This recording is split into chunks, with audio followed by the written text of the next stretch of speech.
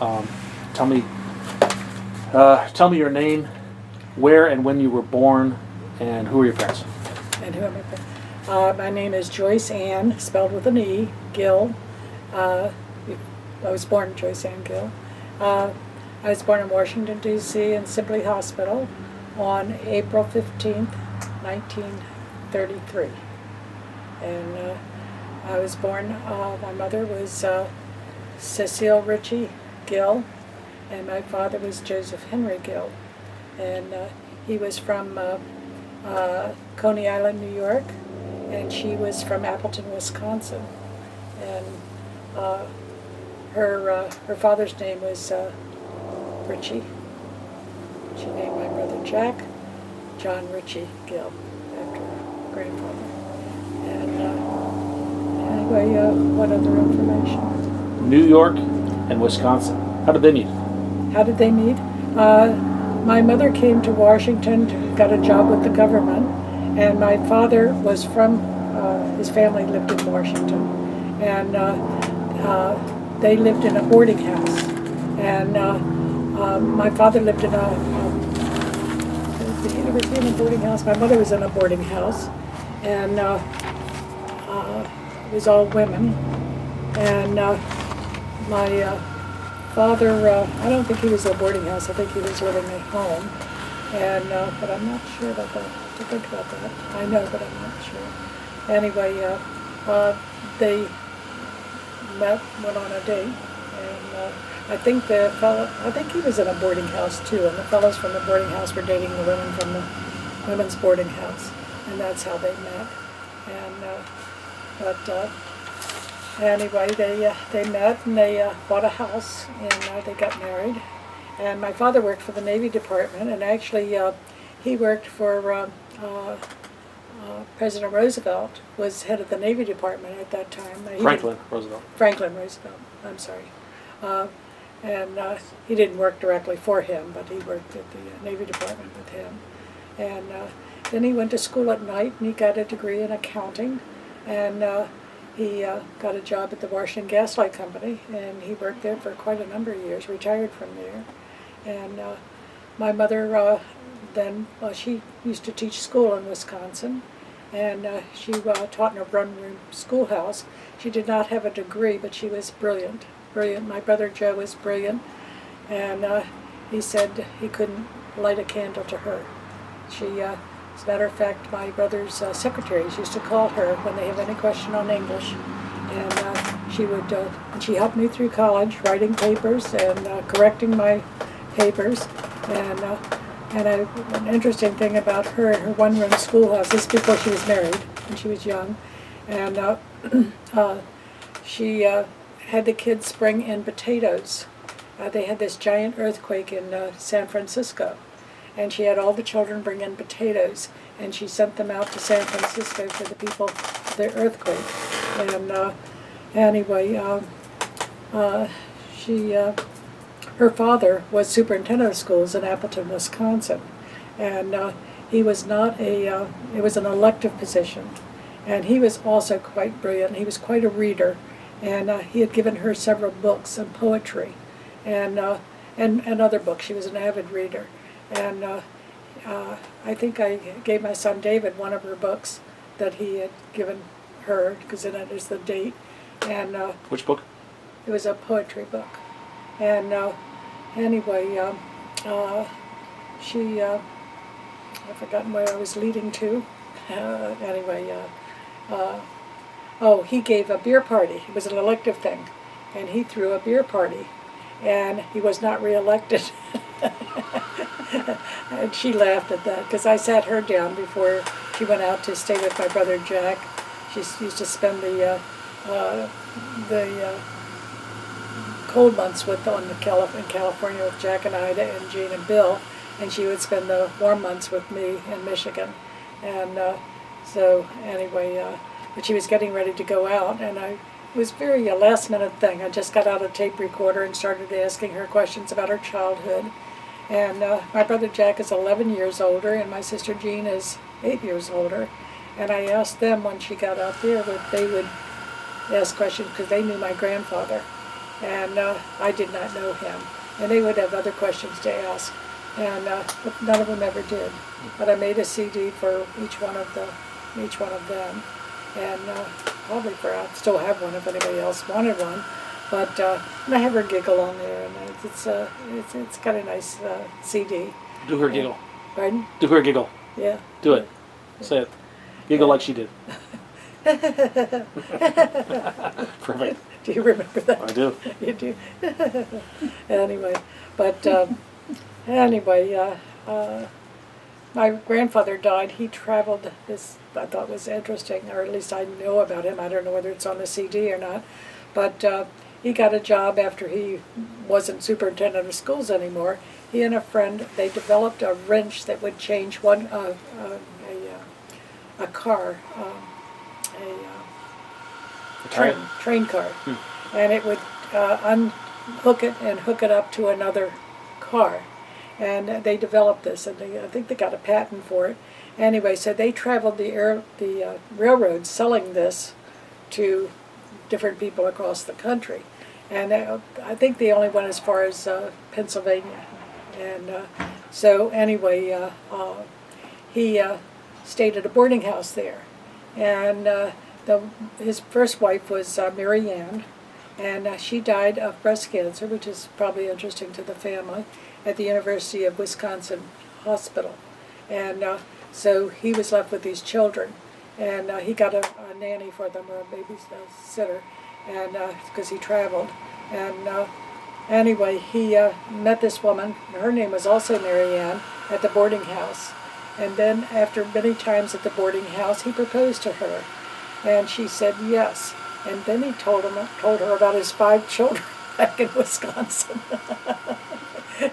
And the oldest child was Byron, and my mother was the next oldest. And I think she said, which I didn't know, she had twins, and they something about twins, and they drowned in Wisconsin, in Appleton, and in a stream or something. I don't know. They were young. They were 2 or something like that. And I can't remember the story on them, but anyway, I think I asked her about it because I'd heard a bit of this story. And the father finally died in her father died in a hotel fire. And the hotel caught on fire, and he was on the, I don't know, 3rd, 4th floor, and the fire came into his room, and he opened the window, and he went out the window, and he hung on by his fingertips until his fingertips burned. And he dropped, and he did hit the awning of the hotel, and so that broke his fall, so he didn't die immediately, but that was the cause of his death. And I don't know what year. It's probably in our records someplace, but anyway, that's something about my parents back. Anyway, and I think Jack was born at Sibley Hospital, and I think I just told this story about him. He met a woman years and years and years later that was born in the same hospital, the same date, and happened to be my mother's roommate in the hospital. And Jack was an adult and married by then, by the time he met this woman. And anyway, he had this woman's name in his baby book. But anyway, I think Jack and Joe and Jean were born at home, I think. Doctors made home visits then. And so they weren't born at Sibley. Anyway, let's see what else. There were 5 of us, and we're all J's. Jack, Joe, Jean, Jerry, and Joyce. And I'm the baby of the family. And Jack was the oldest.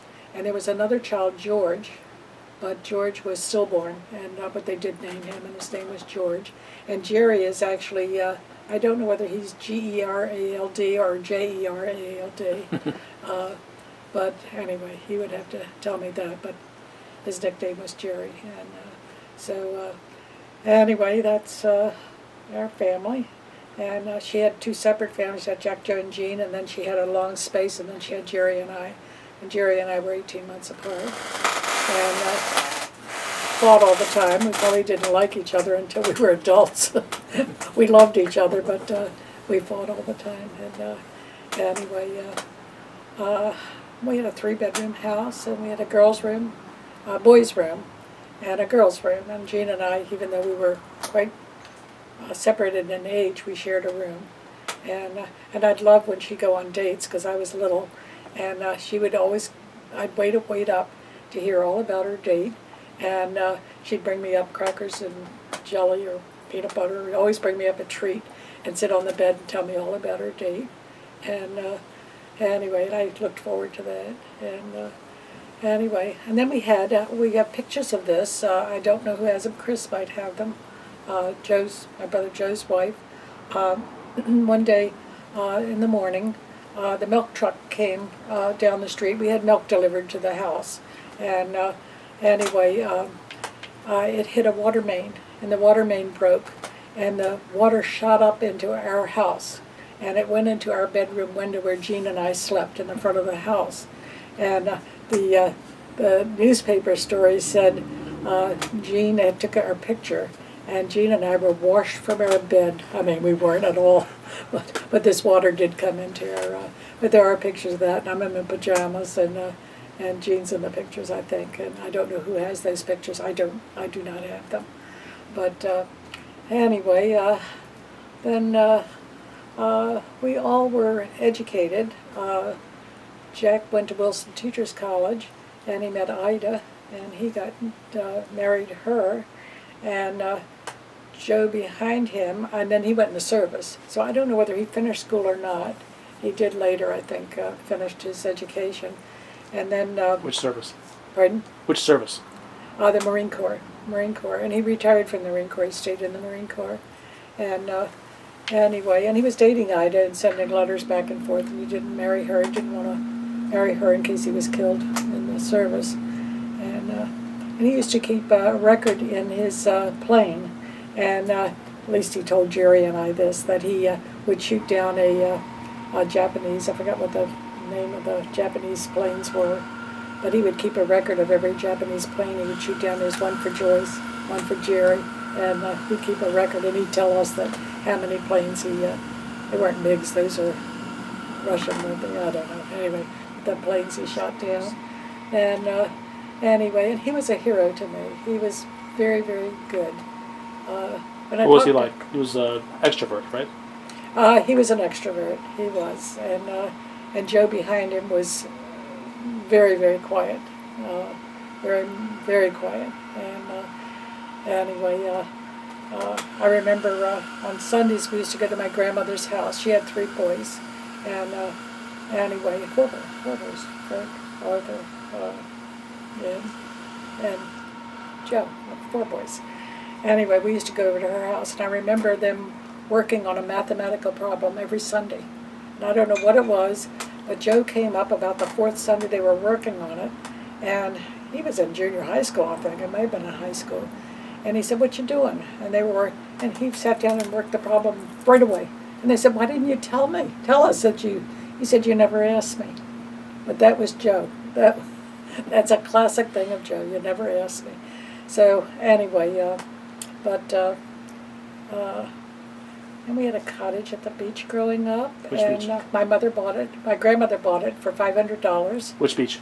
Colonial Beach, Virginia, and I was down on the Potomac, and so we went down there every summer, and took the kids. We spent the summer, and my father would come down on weekends, and we would look out the back road for him when he would be coming down on Friday night, and we were so excited when he would arrive, and then my Uncle Arthur bought, much later, bought the cottage next door, but my mother left the cottage to Julie and Arthur, and Who were they?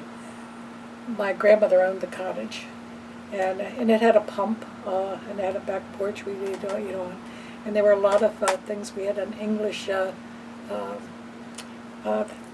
thing held spoons, and we had a spoon of every state in there, and I had found them at antique shop. Joe said he would like, so I gave him a couple that I'd found, and they had the state emblems on them, and they were in an English china bowl, and it was a spoon bowl actually, and anyway, had decorations on it.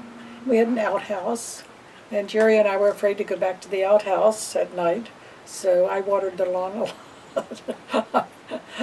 Anyway, and my grandmother slept on a mattress made out of corn husks, so we could hear her turning over, crunch, crunch, at night. And anyway, am I talking too much? No? Anyway. But these are just memories I'm thinking of. Yeah. Tell me about your dad. What was he like? My dad? My dad was also fairly quiet, but he had a great sense of humor. Great sense of humor. And my mother was very serious. We embarrassed my mother a lot.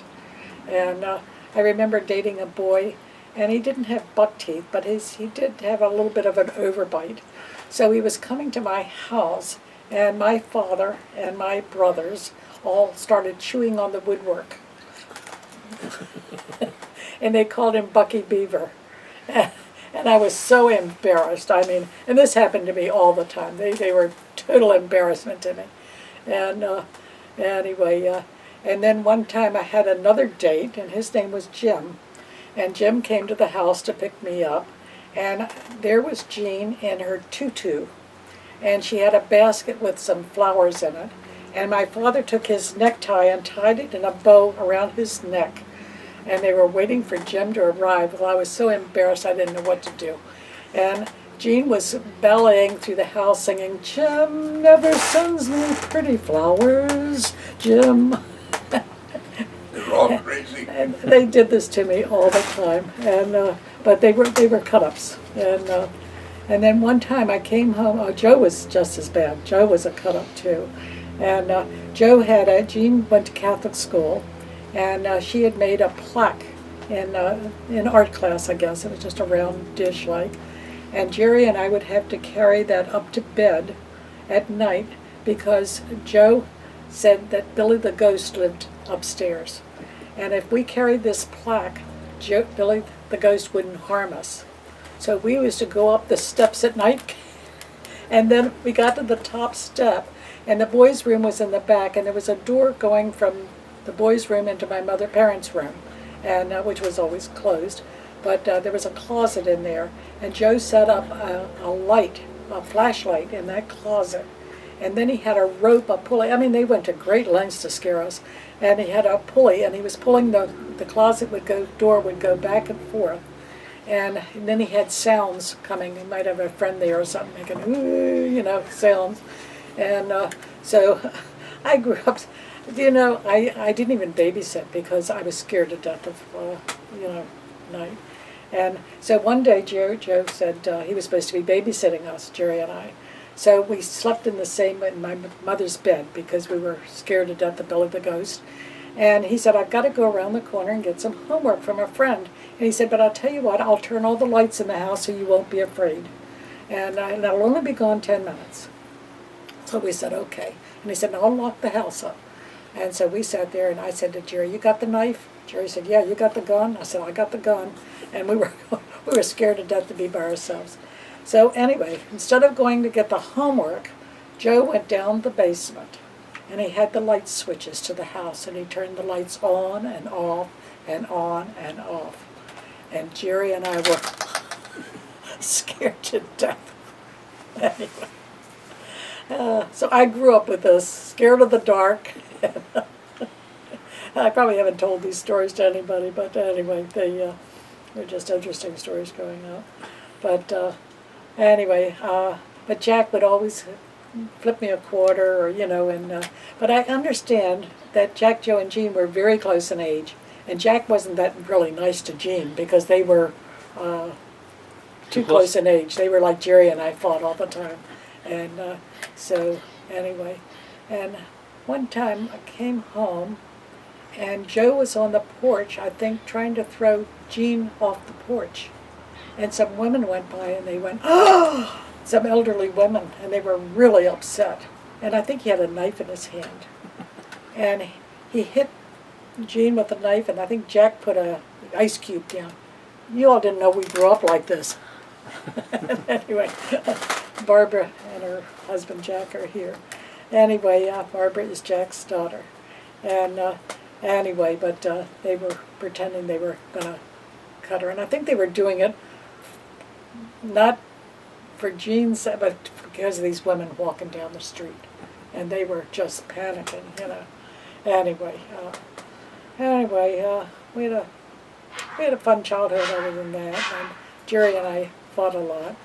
And my mother would sometimes make Jerry take me with her. We went to the movies on Saturdays. And I always had to, and Jerry went with his friends, so they made me walk 10 paces behind them, and please don't ever tell anybody you're my sister. And so anyway, Jerry always went to the movies. One time he fell asleep, and they were very concerned, but he slept through 3 features, I think. And anyway, that was our. Jerry better not hear all this. But I used to say my prayers at night, and I'd say, God bless.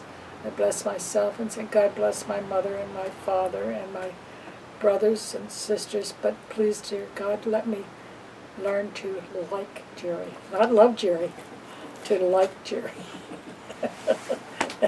Anyway, because I loved him, but I did not like him.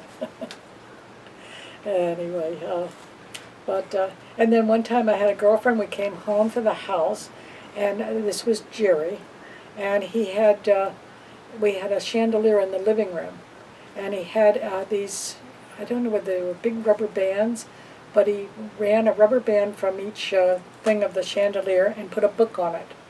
And I guess if we touched the books or something, the rubber bands would, I don't know.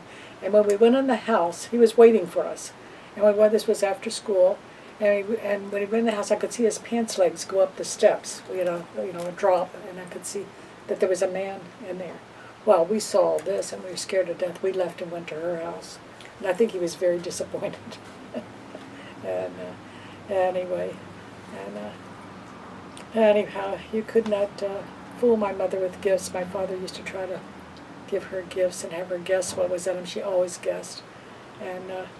One time, what did he buy her? A big picture or something, and she guessed wrong or something. We finally got the best of her.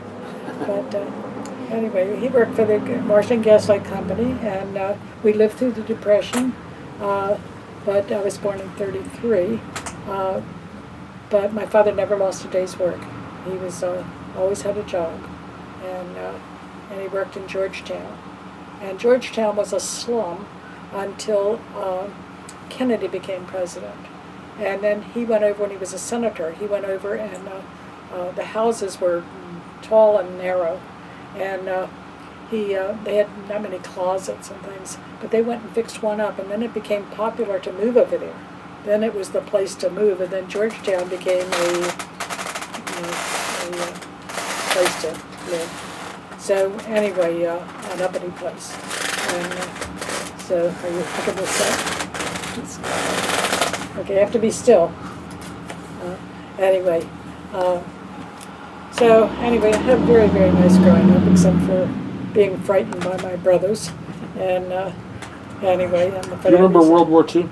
Pardon? Do you remember World War II? I do. That's when my brother was overseas. How did that affect you? You had a brother in the service at the time? Yeah, my brother Jack was in the service, and Joe went in the service, but he never went overseas. He went into the Army Air Corps. And anyway, but he never went overseas. Jack was a pilot, and he went overseas a lot. And I remember my mother almost had a nervous breakdown because of him being overseas. And I remember the doctor coming because my mother was in the bathroom and having a very bad time because of my brother being overseas and worried about him. And anyway, and all my girlfriends thought Jack was the most handsome guy in the world. And they thought my brother Joe was cute. But Jack was handsome. And anyway, Jack and Joe are both gone. Jack, yes. Jack died of a brain tumor. Actually, I think they thought it was a dementia of some type. And I was living in Florida, and I did go to a seminar on Alzheimer's, thinking that was what he had, and but it ended up it was a brain tumor. And Joe just died very recently he had Parkinson's, and which also gave him some dementia. And anyway, he died in Delaware about a year ago, and not very long ago. And anyway, and Joe had a cottage at the beach, which the whole family shared, and everybody went down, and we were welcome to go at any time. with our kids. We usually only went when they were there, but anyway, we never went by ourselves. Although some of our kids went down one time. I think Denise went down with her husband, and I know Diane went. Her husband was there, and anyway, everybody was welcome. But anyway, my childhood was spent at Colonial Beach, Virginia, and they had a downtown. They had a boardwalk, and we'd go down front town on Saturday night. My parents would go down during the week, and they'd leave Joe or somebody watching Jerry and I. He probably sneaked out and went too, I don't know. But anyway, Jerry and Jean and Joe were quite the dancers. They jitterbugged, and they were in a lot of jitterbug contests down there. And I remember Joe one time, there's a bad story, they were giving tickets for parking. You could only park an hour or 2 hours or something, some restriction. So Joe pulled in, and there was a ticket on the car next to him, so he took it and put it on his card. And when he came back to get his car, the other man had another ticket. Anyway, I shouldn't tell these stories about our family. But anyway, it was fun. It was and my grandparents lived in the hotel down there. Spent their winters at the Colonial Beach Hotel, and that's when they bought the cottage, and which is called Classic Shore, and the cottage still exists. My brother Arthur eventually bought that cottage next door, which was much more modern, and anyway, but he bought it. My father wanted Arthur to have it because he had young children, and Ed's family were older. Ed's family were older, and so they, I'll just sit in this chair over here, because you're making noise. We're filming. We're filming. Anyway, anyway, my Ed was very upset that this was dividing up when my grandparents died, and but my father Joe was insistent that Arthur get the cottage. Wasn't worth much, but anyway, it wasn't an equal thing if that was it. But Ed was very wealthy, and so he shouldn't have missed the cottage. But anyway, we all had fun in that cottage. And anyway, I know the bottoms of my feet are like leather from running on the stones at the cottage. They had no paved road down there, and so I would go out and run on the. And we went crabbing alike. I'm the one member of the family that adores crabs. And when my children come down to Florida, I always get a bushel of crabs and steam them, and because all of them love crabs. Even Doug, on his birthday, which is in January, his wife orders crabs for him.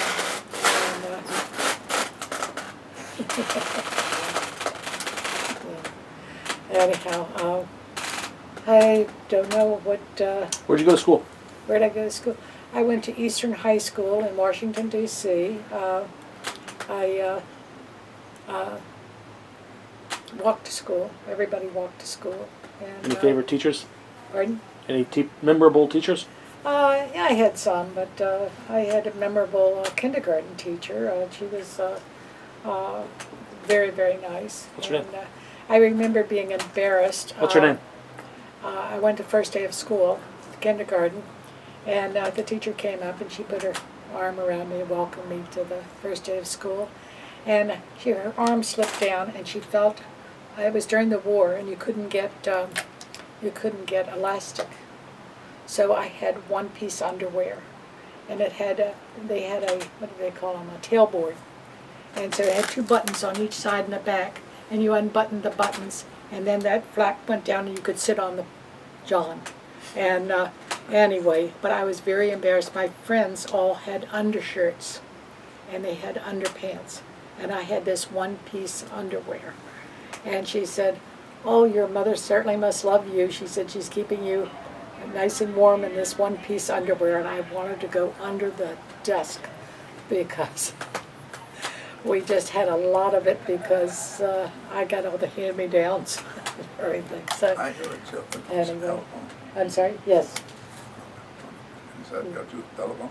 No. What do you want to say? No, I didn't hear it. Oh, This means timeout. Telephone. Anyway, so anyway, I had three friends I went with. One I'm still very close with. It was Janet, Peggy, and I. We were the Three Musketeers.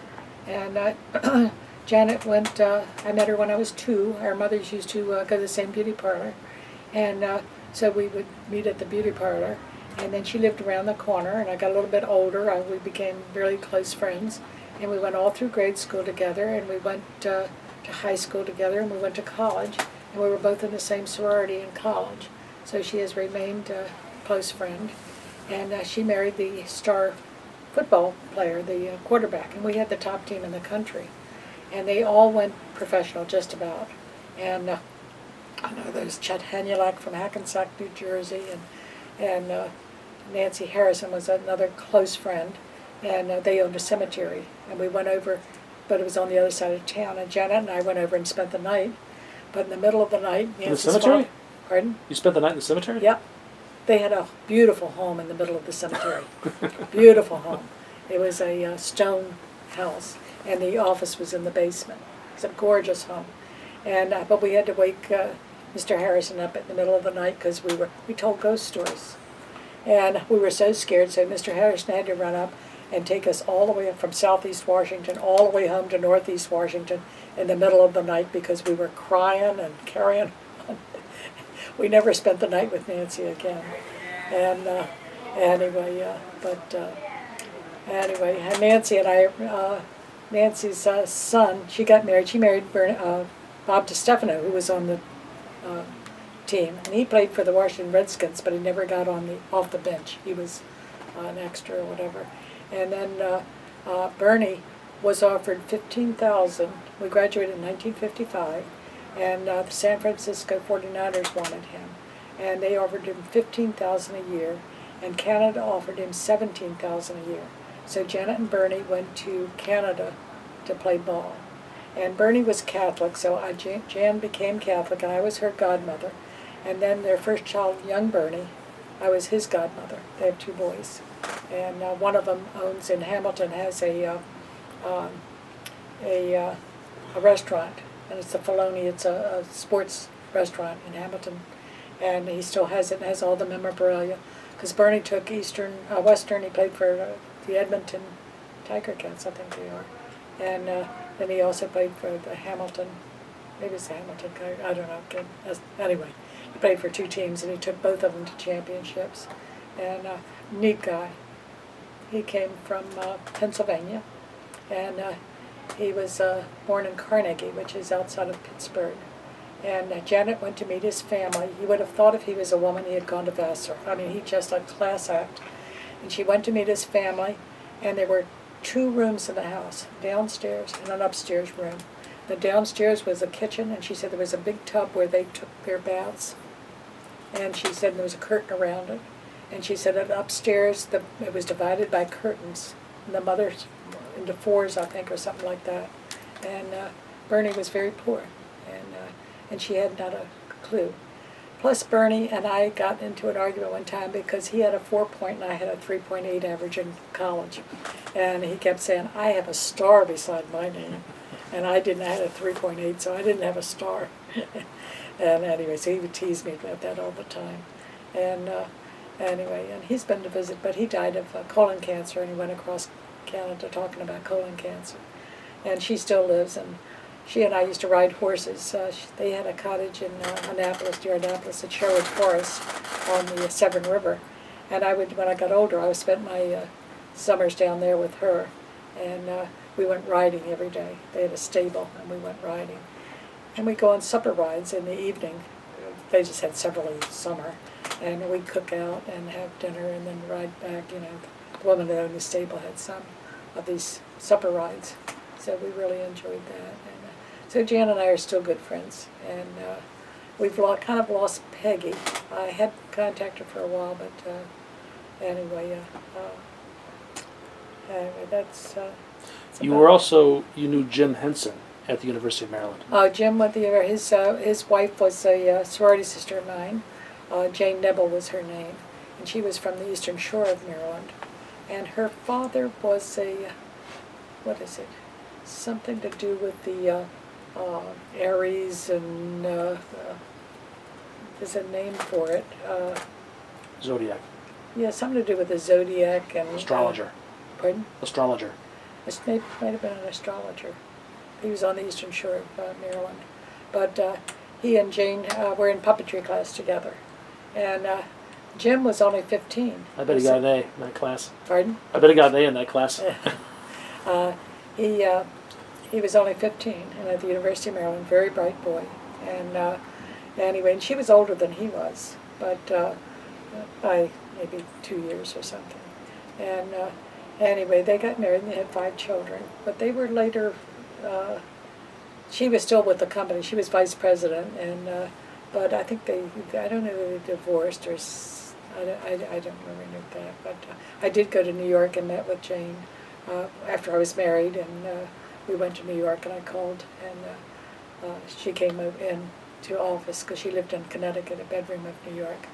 And anyway, we had a nice chat, and but anyway, and there was only one Kermit. Kermit was his, I don't know whether it was his first Muppet. He had one called Sam, and Sam would play the piano. And he was on for 15 minutes, on with Les Paul and Mary Ford. And they were very popular, very well known, and they wanted the whole half hour. So Jim was pushed off of the TV, and Les Paul and Mary Ford took over.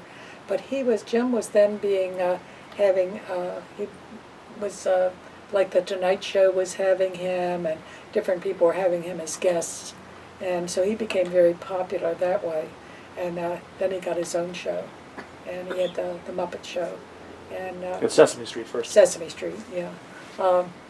And she came to a sorority meeting, an alumni meeting, and she had the Muppets in a big basket over her arm. And Kermit was there, and he was just sewn, I mean, just every time he broke something, they just sew him back together. Because Jim said he had so much personality, he could not reproduce him. He was almost human to him, so he could not reproduce him. So they kept sewing him up, and finally that Kermit is in the Smithsonian Institute. So if you ever go to Washington and go to the Smithsonian, Kermit is there, that original Kermit. And now there's hundreds of Kermits, and but anyway, but he had a 15-minute program on originally, and then he got his own program. But he was also, and then they had unions in the United States, and so he went to, they had the Muppet Show, and Sesame Street, then they had the Muppet Show. And he used to fly to England, and he would do the Muppet Show because they didn't have to have the unions, so he could do it cheaper. So Jane and the children would fly over once a week to see their father, and when they were doing the Muppet Show. And anyway, anyway, How did you meet your husband? how did I meet my husband? I had a best girlfriend, Mary Ann, and she was single, and she kept wanting me to go downtown Washington. On Friday nights they had a big dance at the Burlington Hotel, and I didn't want to go. I was in college, and but anyway, I went with her down to this show, and anyway, I guess I had just finished college. It was that summer that I finished college, and so I went down and I met Norm. He came up from, they had a bus came up from Quantico. He was stationed at Quantico, Virginia. The Marine Corps didn't have their own medical, and Norm was a corpsman. And so he came up on the bus, and so he had to go back on the bus. And so we kind of took a shining to each other, and so he came up the next week, and he came to my house, and I've forgotten how he got there. He didn't have a car. Oh, I drove down to the Burlington and got him, and we'd go on a date, and then I'd have him back to meet the bus to go back to Quantico, and so we were dating, and he asked me to marry him, and I said yes, and it very upset my mother. Oh, she was very, very upset, and I went in to tell him tell my mother that I was going to marry him. And she said, "What is this?" She said, "Joe came in this morning and told me he's going to marry Chris." And he said, "You all picked the same day to tell me." And so anyway, and when I came back from the wedding reception after marrying him, we went together, maybe 9 months, 10 months. And anyway, I came home and my mother hugged me. And she said, "I thought your brother Jerry was going to be the poor one in the family." I said I knew potential when I saw it. And Norm actually ended up almost being able to buy and sell everybody. He did very well. And but he was a corpsman, and we had 6 children, and he went to school continually. They had courses on at Quantico, and he would, I have to tell you a funny story about this. There was a professor from George Washington University used to come down, and he would help Norm with his scheduling and all that. And anyway, he was coming down one time, and he said, "I'd like to have this man for dinner." He said, "He's really helped me a lot." And I said, "Sure." So anyway, I was thinking about dinner and what I was going to have, and all of a sudden, lunchtime, here Norm and this guy walk in, and I don't have anything ready. I said, "Norm, you said dinner." He said, "This is dinner." I said, "Dinner? This is lunch." He's from New England, and it's, He can tell you. what is it, lunch? Dinner, supper. Supper, yeah. Breakfast, dinner, and supper. And I guess supper, I don't know whether you have the leftovers from lunch, I don't know, but that's what they call it. So he brings this man home for dinner at noontime. Anyway, and I don't know what I gave him. I think I gave him a sandwich, but I had out steaks or something defrosting anyway.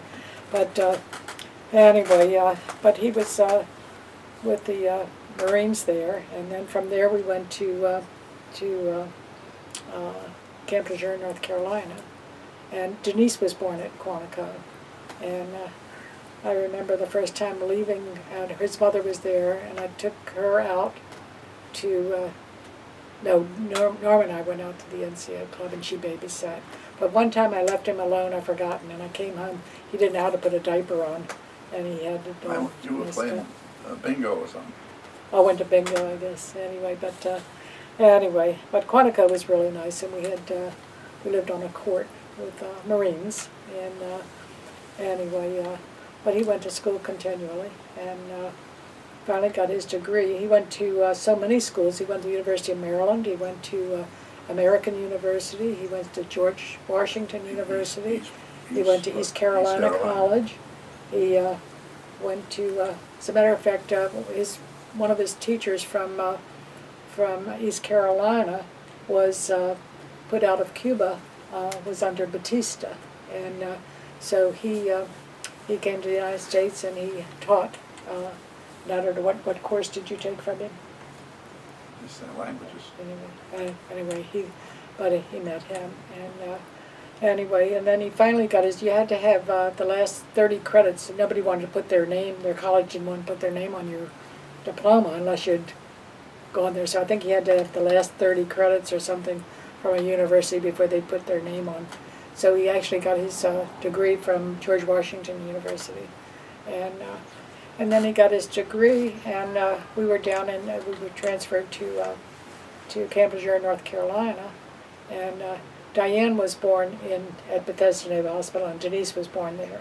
No, Denise was born at Quantico, sorry. Denise was born at Quantico, and I was pregnant with her, and I remember going to the doctor, and the doctor said, "You better not have this baby tonight." I think I was due, and I said, "Oh, she's going to come soon. You better not have it tonight." She said, "This baby is way too small." Well, I went in labor that night, and I panicked that I was going to lose this child. And she was only 5 pounds, but I did have her. And anyway, and the doctor delivered her. I had been a corpsman at one time and went up and then became medical school. And, anyway, and he also delivered Diane. And then we were transferred to Camp Lejeune, and David was born at Camp Lejeune, North Carolina. And so he's a Tar Heel. And anyway, and then when Norm was at Camp Lejeune, he was selected to he became an officer. And, but he could revert back to chief petty officer at any time. And, but he had 12 years in. And, but he could, if he went the full time, he remained an officer. But if he dropped out before then, I guess you had to revert back to chief petty officer and lose his. But anyway, we had a good time down there, and he went to the Cuban crisis from there and left me with the 5 children. And I was really worried about my parents in Washington because it was the Cuban crisis was kind of a scary thing. We didn't know what was going to happen, and anyway, but actually he never left the States. He was in a ship going up and down the States, and they wouldn't tell them where they were, but they could hear the radio stations. This is North Carolina, this is Georgia, and this is they kind of knew where they were, and he wasn't gone long for that. I don't know how long, but and then he made one other trip when we were down there. He went to where'd you go? He was gone a year. I don't know. Vietnam. What it was last night. Vietnam. Vietnam. Okay. And, okay. We went to Mediterranean. Pardon? Went to the Mediterranean. Oh, he went to the Mediterranean. He didn't go to Vietnam, but he was going on a Mediterranean cruise for a long time. And his mother came down and stayed. And we moved all from one group of housing to another group of housing while we were there. And anyway, Tell me about the night that John Kennedy was shot. that John Kennedy was shot. We were at Bethesda Naval Hospital, and Norm was an officer at that point. Oh, they sent him to to California, to the postgraduate school. Naval Academy has their postgraduate school in Monterey. So he went there for a year, and you couldn't repeat any subject. So you had to get passing grades to get your master's degree, and if you didn't, you didn't get your master's degree. So, and a couple of people didn't, and but he did. And anyway, when we came back, he worked at. I guess before you went, he was at the Officers Club. He ran the Officers Club at Bethesda Naval Hospital, and for several years, and then he became administrative assistant to Dr. Humes, who was a pathologist. And it was right before our anniversary, and we were supposed to play bridge at the Humes' house, and he was going to have a dinner party, and we were going to play bridge. And but then they got a call that Kennedy was assassinated, and they were going to bring. At that time, we didn't know, but they canceled the bridge because everybody was upset about Kennedy being killed. And then the next thing, we got a phone call that they were bringing Kennedy from Dallas to Bethesda Naval Hospital. And anyway, and Dr. Humes, who Norm was his administrative assistant, did the autopsy. And so Norm was called in. And so anyway, they handed things out to him. He was not in the room with the autopsy. And there was another doctor, who was assistant. He was over from NIH. And I'm sorry? Dr. Boswell. The two of them did the autopsy. And actually, Norm said they probably should have sent him to Walter Reed because they had a forensic pathologist at Walter Reed. And Dr. Humes was not a forensic. And so Kennedy was a Navy man. Maybe he wanted to. He was a Yeah. Navy man. Maybe The hospital. the president. Right. yeah. So anyway, so the autopsy was done at Bethesda Naval. So we were kind of part in history there. And It was your wedding anniversary too, wasn't it? pardon? It was your wedding anniversary. It wasn't the Oh. wedding. It was right before our wedding anniversary. I've forgotten. I think Kennedy died on the 22nd. Our anniversary was the 23rd. I think he was at Bethesda on the 22nd. Anyway, but it was right before our anniversary, and our anniversary is coming up probably next week or so, and 54 years. And anyway, that was. And then he went to Vietnam from. From Camp Lejeune, he went to Vietnam. No, Well, he came home, no, and Danny was born no. at Bethesda Naval Hospital, and that was kind of interesting because he I went into labor, and they said, what are you going to name this child, or something? And he said how many children they were, he was checking in to Bethesda from Camp Lejeune. And anyway, they said, oh, how many children do you have? And he said, I have 5. And he said, what are their names? He said, Denise, Marie, and he's given Diane, Lynn, and he's given all the names. And he said, and then I have another son. And he said, what is his name? And Norm says, I don't know. And he said, you have a son you don't know? You don't know what his name is? And he said, that's correct. And he said, my wife is upstairs, she just delivered him, and we haven't named him yet. And so, anyway, so then when he found out what his name is, he went down and wrote his name down. And we had all D's, and I was gonna name him Daniel, but then Danny. And then when I thought of the name Danny, I thought of somebody on a motorcycle wearing a black leather jacket, and I couldn't write the name down. And I really wanted to call him Danny, but I just had this image. So I called home, and Denise answered the phone. My mother put Denise on the phone. And she said, how's Danny? And it sounded so sweet, I went in and wrote it down immediately on the birth certificate. And so he became Danny. So I had Denise, Diane, David, Danny. And anyway, then when I found out I was pregnant with Debbie, I was at the dinner table, and I announced to the children that I was going to have a child. And everybody, Denise looked at me and said, at your age? And David's very quiet. He didn't say anything. I don't know what he was thinking. Danny said, oh boy, somebody else to fight with. And I know Diane was also very quiet. I don't think she said anything. They're my 2 quiet children. They know when to keep their mouths shut. And Debbie said, I'm not going to be the baby anymore. And so anyway, that was the reactions. And that was when I was pregnant with Douglas. And anyway,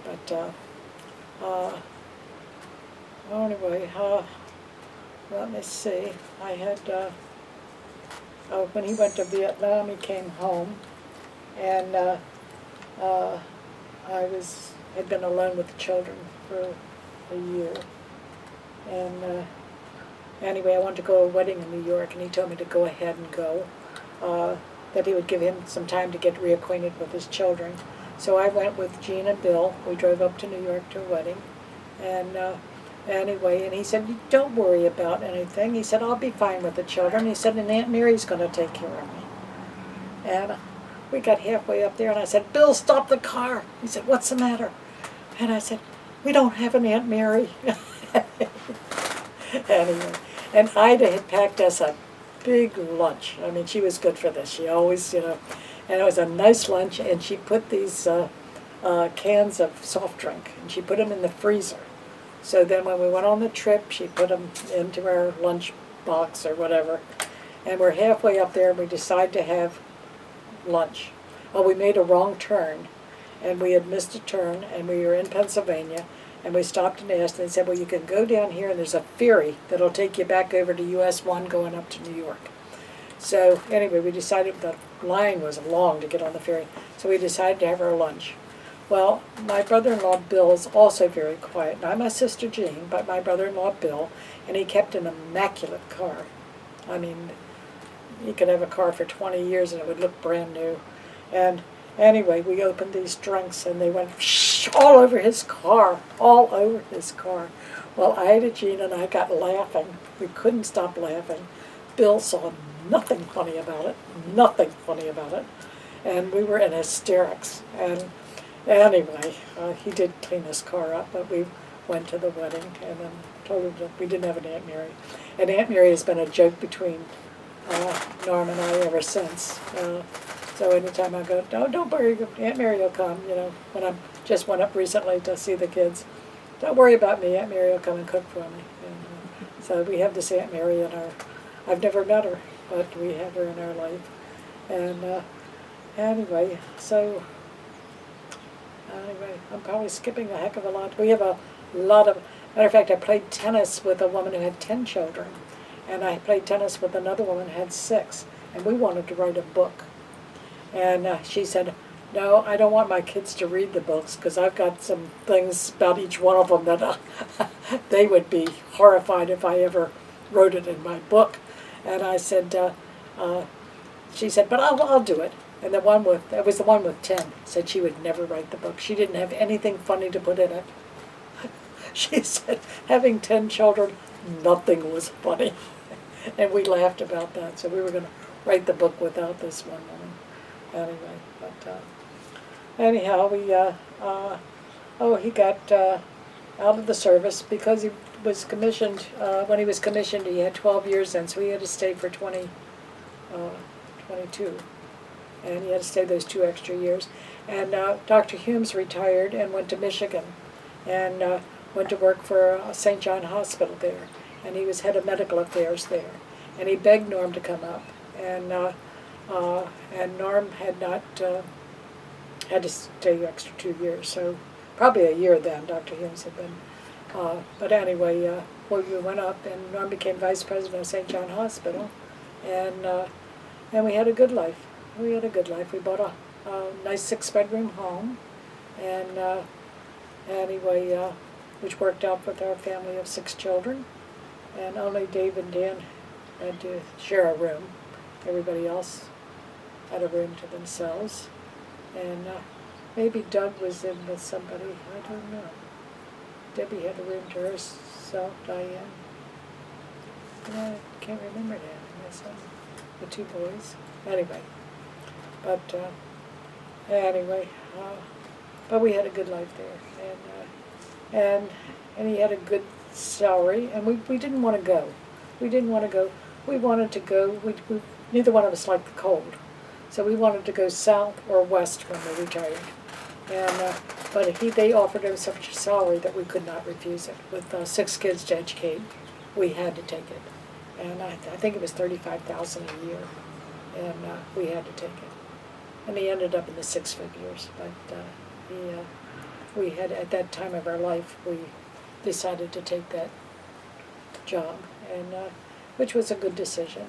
And anyway, and we had one funny thing. We had a doctor next door to us. He was a bone doctor, orthopod, and. Anyway, he had several cars, and he would wash one. He had a convertible, and and he would wash these cars. And so we went home one time, and the kids back to Maryland. And the kids were asking about their new home in Michigan, and I said, "Well, we really live in a place where the Fords live. Mrs. Edsa Ford, William Clay Ford, and all of them." And Debbie said, "Oh yeah, we got one next door to us." Said one of the Fords lives next door. And I said, "No, he doesn't." She said, "Yeah, I saw him washing his cars in the driveway." So she thought that was William Clay, but anyway, and then Danny became friends with William Clay's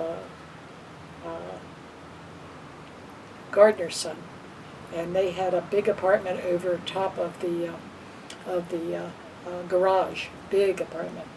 And they had about a 12, 15-car garage, and the apartment was all across the top. And so Doug would go down there and play with him. He met him. They were on a hockey team together. And William Clay was wonderful. When he wasn't going to be home, he let them use the whole house. They could go down and play ping pong, and they could use the tennis courts. They could, when he was home, they couldn't. But when he wasn't home, they had full run. And he told Doug one time, he said, "Doug, you've been around here so much." He said, "You can call me WC." And and he came home and told his dad, and his dad said, "Oh no, Doug." He said, "You call him Mr. Ford." And anyway, so and then I was cooking dinner, and I sent Norm down to get him because he was across Lakeshore, and I wouldn't let Doug cross Lakeshore by himself. So he said, "Where do they live?" Because I was the one that always went down to get him, and I said they live at 1900. I gave him the address, and so he went down. And there's a servant's entrance, and there's a regular entrance to the house. And he pulls in the regular entrance. And these bells went off all over the house. William Clay wasn't home, but these bells went off. and it said a big Open speaker his came left. on saying, someone entering the main driveway. And these guys came out with guns. They just had it inside their jackets, but they were ready. And so they asked Norm who he was, and he said he came to pick up his son. And Doug said, "Dad, don't ever do that again," he said. So it embarrassed him. So anyway, and you know, the wealthy, the very, very wealthy in Grosse Pointe were super, super nice. The old money and the new money were all snobs. Anyway. You got a piece of paper on that. Anyway, they were all snobs, and not all of them, but majority. But we also had a friend who had a mansion on the lake, and they owned the Detroit News, and they owned the Scripps Institute of Technology, which is out in California. And we had our guests stay there at their wedding. We became good friends of theirs. And Jan Filoni stayed there for the wedding. And we had other people stay there. And as a matter of one time, interesting story, I went by to return something to Mireille. And Wilkinson was their name. And I went to return something to her house, and there were a lot of cars there. And so I thought, well, I'm not going to bother her, and I pulled out of the driveway, and Mireille came to the door, and she said, Joyce, come back. And I said, no, you have company. I'll just, I'll see you later. And she said, oh, no. So she had a friend who cut hair in New York, and he was to come to Grosse Pointe once a month, and had one barber loan, hairdresser loaned him a chair. Well, he wanted his chair back, and so he said, you can't have the chair anymore. So Mireille knew him, and he was from the same place she was from, Belgium, I think. Belgium, right? And so she opened up her mansion, and all these women were in there getting their hair done inside the mansion. And come on back, but that's the way they were, and this was old money. They just as she had a travel agency, and anyway, and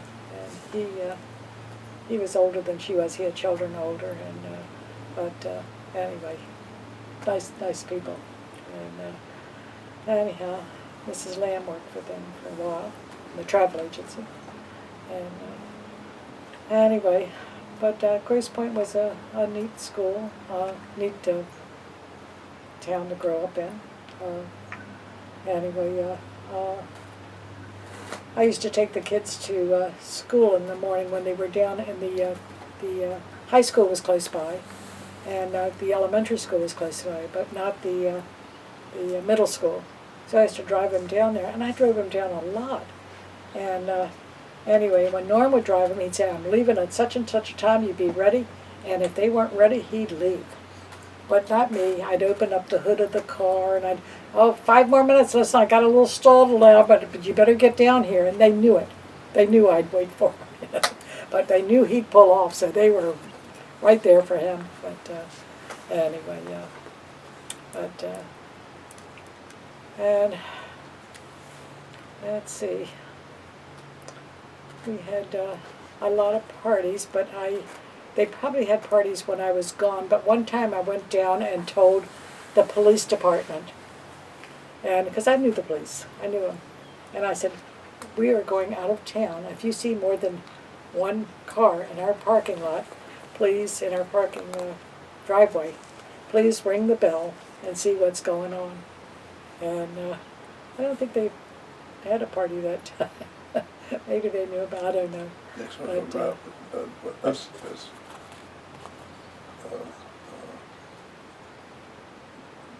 it was a small town. Maybe we knew the police also. Yeah. But anywho, I should have to stop it for a while. That's a good time to stop. That's Thanks. good That was time. excellent. Okay. Don't you think? It really was. Okay. I could get more into each child's life because I Yeah. have stories about each one of them. But okay. Anyway, when I went up to meet Norm's mother for the first time, we went up. Matter of fact, to begin with, we were going to give somebody write-up, and it was a black guy or something from Quantico. And there was, we stopped at a restaurant and the black guy couldn't go in. He had to wait in the car. Oh my God. And because blacks couldn't eat in the restaurants.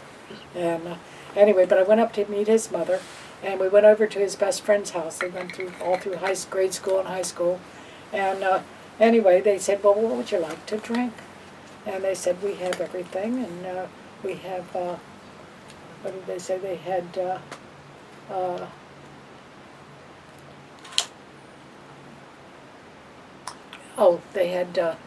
Soda? had beer, and they had tonic, and they had Coke, and they had, so I didn't want his mother to think that the only tonic I knew was gin and tonic. So I said, well, I'll just have a beer. Well, they all had tonic, and tonic comes out, it's soft drinks. And I'm the only one there sitting with a beer. And I was so embarrassed. I couldn't believe it. I couldn't believe Shots. it. Anyway, Yeah, so Lily's mother Yeah, probably tonic. thought, it's shots. You had the same story. the what? Shots. Yeah, the undershots, yeah. He had to get undershots. And he called me darling for years, and I thought he was kidding, all the time. I'm darling, meet me at the Cosmo. Darling, yeah. Yeah, well, Anyway. So, Oh my am God. I still on TV? Can you cut no, that he's one busy You're on. photographing your audience. out? So, anyway. Yeah. As from now on, as I think of little tidbits, I will write them down. So Okay. they're interesting stories. But, Do you have good stories about Barbara Gordon? Barbara Gordon. Yeah. What do I know about Barbara Gordon? She's wild, right? She's a wild past. Tell me about that. That's what I heard. Barbara was always a sweet child. I remember your She sister must have Donna. used it all up then. when she was young. Donna was. Donna died young. It was like yes, Donna died of spinal meningitis, And how old and was she she? was only in the first grade, I think, and Barbara was in the third grade, and they shared a room, and. But Barbara was very quiet, and Donna was the type when you talk to her, she'd be turning somersaults or cartwheels, and very vivacious type. It would be like Debbie and Diane, that comparison. And anyway, the grandmother lived with them, but the grandmother was a little odd. She had a stroke or something. She was a little different. This is Ida's mother? Ida's mother. She was a beautiful woman, and so was Ida. But anyway, but she would invite Kathy into her room, Donna into her room, but she'd slam the door on Barbara. She Nice. had obvious favorites. So poor Barbara was left out, and Donna, I think, gave the graduation speech from kindergarten or something, and anyway, but she was just, because she was so outgoing, she was, and Barbara was so quiet, nobody noticed her. And like Diane is just like that. And David's also very quiet. We'd go out of town, and I would come back at the airport, and my father would babysit while we were gone. And we'd find David, he'd be behind a pole. All the other kids, what'd you bring me? What did you bring me? Oh, welcome home, and blah, blah, blah. I'd say, where's David? And he'd be over by himself, and I'd have to go over and hug him and bring him. It was just quiet, different. And anyway, there was something I was going to tell in relationship to that, but I've forgotten what it was. But anyway, all our 6 children are completely different. But I tell you, we've had a lot of tragedy this year, and I won't go into that. But and we lost a daughter, and she left twins that are orphans now, and my children have been absolutely fantastic taking care of these girls. They have lived with Diane, they have lived with Doug and his wife, and they've lived with Diane, with Debbie. And Dave lives too far away, and they live near their neighborhoods, and they have 1 car. And I won't go into the rest of the mess, but anyway, but Denise came down and took care of me when she came down for a week, and she cleaned my house. And she did the windows, she did the fans, the Casablanca fans. She took every item into the kitchen and washed it. And I had a big pot of flowers on top of the television anyway, and I had to put them in my garage sale because every time I looked at those flowers, she was short, and she was on a chair trying to reach those flowers to get them down to wash them. And every time I looked at those flowers, I could see her on that chair reaching up to get them. So I took them out down and put them in the garage. And anyway, but David is my historian, and he was also the executor of her estate, which was a little bit hard job. Anyway, to say the least. And anyway, but I really am so proud of my children. And Debbie said the first lawyer said they came from good parents. He said I can see where they're all, and my children are all givers. They really are. And my father and my parents were givers. Son. Well, that's about it for now.